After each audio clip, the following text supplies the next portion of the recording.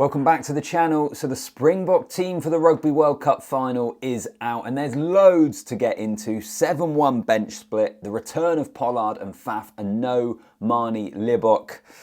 Geez, that 7-1 split in particular, you know I'm going to be getting into that. You can have your say in the comments section, Springbok fans. What do you make of it? Is this going to be the squad that gets you your 4th World Cup title? Could well be, but you can have your say. Make sure you like the video. Make sure you're subscribed to the channel as well. Let's get into it. So I love this. This is one of the reasons to love this South African team and love these South African coaches, because 7-1 bench split for a Rugby World Cup final. They haven't quite gone 8-0 yet, or 4-4. Maybe those are combinations that we'll see the Springboks go for at some point down the line. But 7-1 bench split. Let's start there, because I think that is going to be the big talking point from this team selection. And I suppose you look at it, and at first it is what grabs the headline. It is a fascinating call. But why is this the best option? Because you've got to remember, with Rassie Erasmus and with Jacques Nienaber, they say it at every press conference when they get asked about selection, when they get asked about the bench split, they say they pick the team that they think is best placed to go out and win the game. So what is it about this game that means they've looked at it and they've thought that the 7-1 split is the way to go?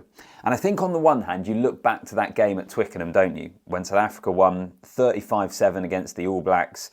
The All Blacks had players sent off, they had players missing through injury, but even so, it was a completely dominant South African performance.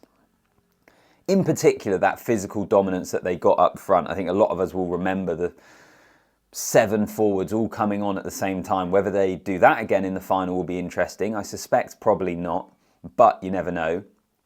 But it was the dominance that the Boks got up front. They were all over the All Blacks. They were all over them at the scrum, the maul, the physicality at the breakdown, the dominance on the gain line. And you do look at this game and you feel like that is probably where it's going to be won.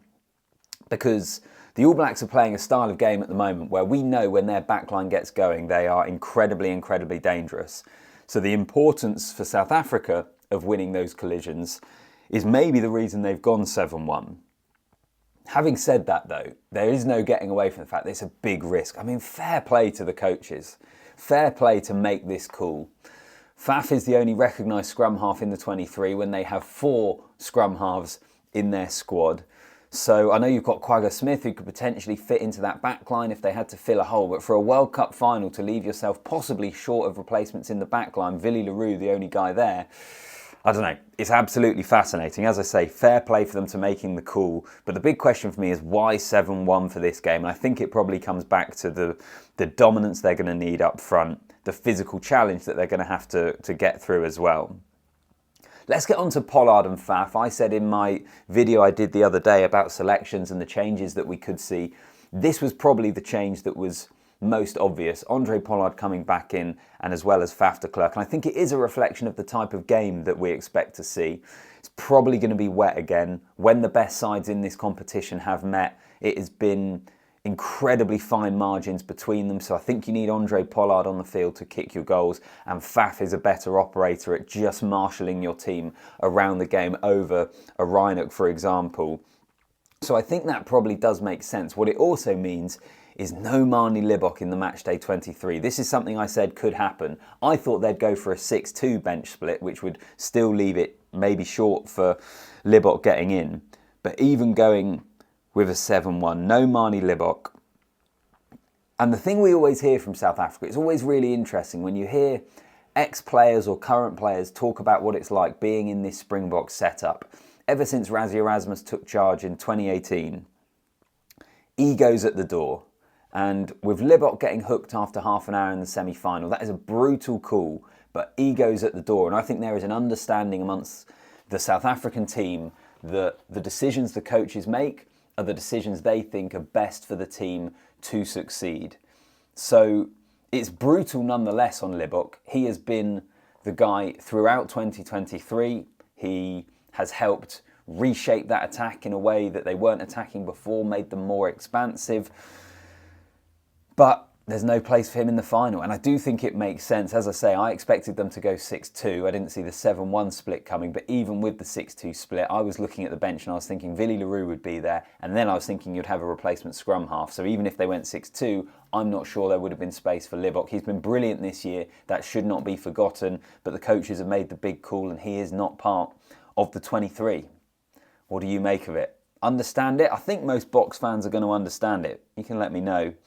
The only thing I would say, and I don't even necessarily believe this, as I say, I fully understand why you go Faf and why you go Pollard. The type of style of game we're probably going to see. Knockout rugby is different. You need a reliable goal kicker. You need a tactical scrum half. I always feel a little uneasy when you start moving away from what you have been doing. In that they spoke about it for quite a long time, didn't they? Expanding the game plan. A World Cup that they would need to win by being able to score more tries than perhaps the style of rugby they were playing previously would allow them to be able to create, being more attacking. To then revert from that a little bit, coming into the final, maybe makes me feel a little bit uneasy. The flip side of that, and actually I think the better way to probably look at it, is it's about being adaptable. It's not purely about sticking to one style of rugby. It is about having different styles that you can implement to incredibly high standards to beat the opposition depending on the game you're facing. I think it's probably more the latter, but you can let me know what you think about the former as well. I am interested that they have decided not to change the pack a little bit more. That's maybe where it comes back into the 7-1 split on the bench, because I thought they looked leggy in the final, in the semi-final. I don't think they will for the final. I just think differently they'll be in a mental space, having come through that semi-final, knowing the challenge they are going to face against the All Blacks. I don't think it will be a Springbok team that looks tired, but given the run they've had to this final, you think about the pool stage, Ireland and Scotland, Tonga no mugs as well in terms of their physicality. Brutal game against the French, really tough game against England as well. Those players have had to get through a lot of work. I know they were rested and rotated in the pool stages, but certainly if we look at the knockout phase of the competition, they've had to get through a lot of work. Maybe as well that comes into the thinking for the 7-1 bench split, that they need that forward pack to have the reinforcements, having had to come through such a tough side of the draw, and that's the reason they've gone 7-1 as well. It is fascinating. It's absolutely fascinating from the Springboks. We always suspected their team news would be the more interesting. Who knows, maybe the All Blacks will pull a rabbit out of the hat, but you feel that New Zealand are probably a little bit more settled. We might see Retallick come in for Whitelock. There might be a few changes there. Dane Coles might come onto the bench, possibly as the replacement hooker. But on the whole, you feel we probably know what we're going to get from the All Blacks. It was always the Springboks that there was more uncertainty over, and this is what they have gone for. Can't wait for it. I'm going to be there at the Stade de France on Saturday. I'll be there at the third place playoff game as well, between England and Argentina. The game no one wants to play, and the game I feel like no one really wants to attend either, but I'm in Paris, so obviously I'm going to go along. Will be interesting. Good to say goodbye to Ben Youngs and players like that from England, but yeah, it's all about the final at this stage. And there you have it. I just look at that team and you think it absolutely has the potential. Do you know actually one player I will mention finally? Jesse Kriel. Jesse Kriel I always looked at as a guy who was a versatile player. You could fit him in the centre, he could play on the wing, a guy that you had in the squad to kind of cover multiple different positions, but he has become the starting 13 at this World Cup, obviously due to injury with Lekanyoam, and he hasn't looked out of place at all actually. The rise of Jesse Kriel is perhaps something that has gone a little bit under the radar. I know he probably hasn't been utterly blockbuster, but he's fitted into that team and to those systems really, really nicely, and he's starting at 13 in a World Cup final. How many of us would have thought that? If you wound the clock back 6 months, I'd have said to you, Jesse Kriel's your starting 13 in a World Cup final. I think that would have taken quite a lot of people by surprise. Outside of that, though, there's a whole lot of World Cup winners in that squad that we've seen previously.